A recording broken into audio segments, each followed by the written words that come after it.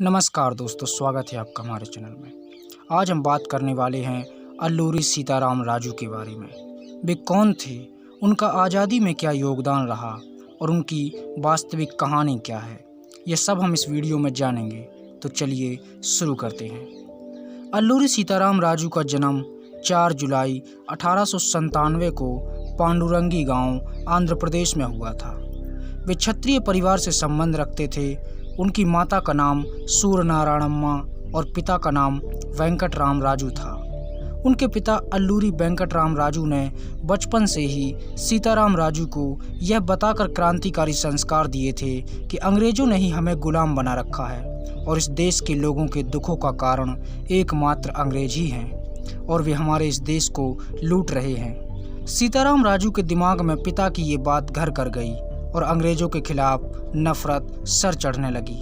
उन्हें अपने पिता का प्यार कम ही मिल पाया। जब वे छोटी सी ही उम्र के थे तब उनके पिता की अंग्रेज़ों से हुई एक मुठभेड़ में मृत्यु हो गई। इसी कारण वे उचित शिक्षा प्राप्त नहीं कर सके। पालन पोषण उनके चाचा अल्लूरी रामकृष्ण के परिवार में हुआ। उनके चाचा नरसापुर में तहसीलदार थे।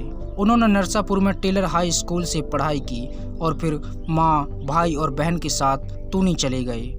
वहाँ वे कुछ समय तक रहे और उसके बाद वे माँ के घर विशाखापट्टनम चले गए। वहाँ उन्होंने कॉलेज में दाखिला लिया, लेकिन पढ़ाई को बीच में ही छोड़ दिया और सन्यासी बनने का मन बनाया और यहीं से उन्होंने देश भर की यात्रा की। पहली तीर्थ यात्रा के दौरान वे हिमालय की ओर गए। वहाँ उनकी मुलाकात महान क्रांतिकारी पृथ्वी सिंह आज़ाद से हुई। इसी मुलाकात के दौरान उन्हें चटगांव के एक क्रांतिकारी संगठन का पता चला जो गुप्त रूप से कार्य करता था। 1919 और 20 के दौरान साधु सन्यासियों के बड़े बड़े समूह लोगों में राष्ट्र प्रेम की भावना जगाने के लिए देश भर में भ्रमण करते थे। इसी अवसर का लाभ उठाते हुए सीताराम राजू ने भी बम्बई, बड़ोदरा, बनारस, ऋषिकेश, बद्रीनाथ, असम, बंगाल और नेपाल की यात्रा की। इसी दौरान उन्होंने घुड़सवारी करना, तीरंदाजी, योग, ज्योतिष और प्राचीन शास्त्रों का अभ्यास व अध्ययन किया। वनवासी स्वतंत्रता प्रेमी होते हैं। इन्हें बंधन में अथवा पराधीनता में नहीं जकड़ा जा सकता। इसलिए सीताराम राजू ने सबसे पहले जंगलों से ही अंग्रेजों के विरुद्ध संग्राम छेड़ा था। सीताराम राजू का संगठन इतना बलशाली था कि ब्रिटिश सत्ता को वे खुलेआम चुनौती देते थे। पुलिस उनसे थर-थर कांपती थी। उनके संगठन की सफलता का कारण यह भी रहा कि उनके साथियों में कोई विश्वासघाती नहीं रहा। सभी राजू के लिए अपनी जान न्यौछावर करने के लिए हमेशा तैयार रहते थे। कुछ समय के लिए उन पर गांधी जी के विचारों का भी प्रभाव पड़ा और उन्होंने वनवासियों को मद्यपान छोड़ने के लिए प्रेरित किया, किंतु जल्द ही वे गांधी के विचारों से मुक्त हो गए और अपने लक्ष्य की प्राप्ति में लग गए।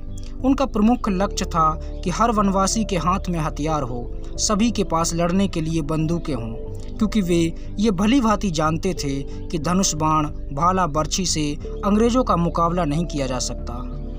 उनका मुख्य उद्देश्य था अंग्रेजों से हथियार लूटना। 22 अगस्त 1922 से मई 1924 तक राजू के दल ने दर्जनों पुलिस थानों पर कब्जा करके हथियार लूट लिए थे।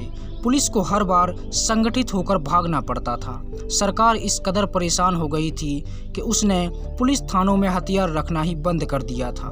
1922 के रंपा विद्रोह में उनका प्रमुख योगदान रहा। सरकार की जंगल नीति ने आदिवासियों को सीधे तौर पर प्रभावित किया था। आदिवासी जंगल से अब अपनी मर्जी से कुछ भी नहीं ले सकते थे। जंगल की सभी वस्तुओं पर कर लगा दिया गया। परिणाम यह हुआ कि आदिवासियों को भुखमरी का सामना करना पड़ा और उनमें असंतोष फैल गया। अल्लूरी सीताराम राजू ने उन्हें इकट्ठा किया और एक बड़ा विद्रोह किया।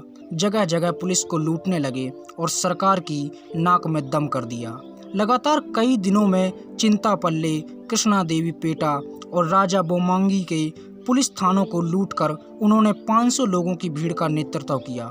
उन्होंने पुलिस के कई दलों पर घात लगाकर हमला किया और कई पुलिस वालों को मौत के घाट उतार दिया।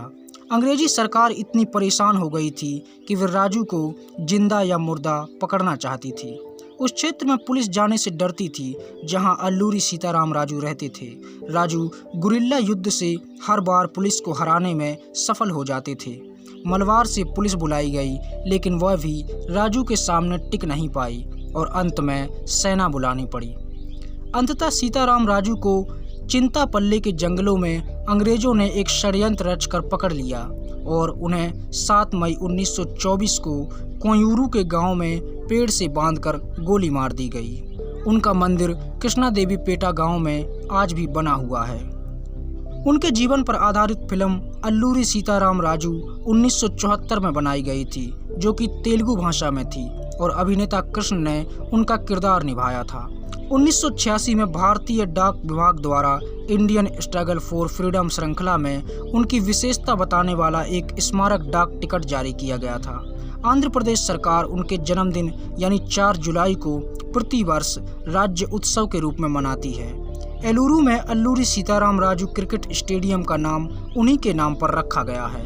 9 अक्टूबर 2017 को संसद सदस्यों थोटा नरसिम्हम और विजयसाई रेड्डी के अनुरोध पर भारत सरकार ने स्वतंत्रता सेनानी के रूप में संसद परिसर में अल्लूरी सीताराम राजू की मूर्ति स्थापित की थी। 2019 में शेख अब्दुल्ला हकीम जानी द्वारा लिखित तेलुगु भाषा में अल्लूरी सीताराम राजू नामक पुस्तक प्रकाशित की गई, जो उनके जीवन की जुड़ी हुई कुछ विशेष घटनाओं को बहुत ही बारीकी से बताती है। RRR भी एक भारतीय तेलुगु फिल्म है जो कोमाराम भीम और अल्लूरी सीताराम राजू के जीवन पर आधारित है, लेकिन यह फिल्म पूरी तरह से काल्पनिक है। इसका उनकी वास्तविक कहानी से कुछ खास लेना देना नहीं है। यह उस समय की कहानी को केंद्र में रखकर कल्पना करके बनाई गई है।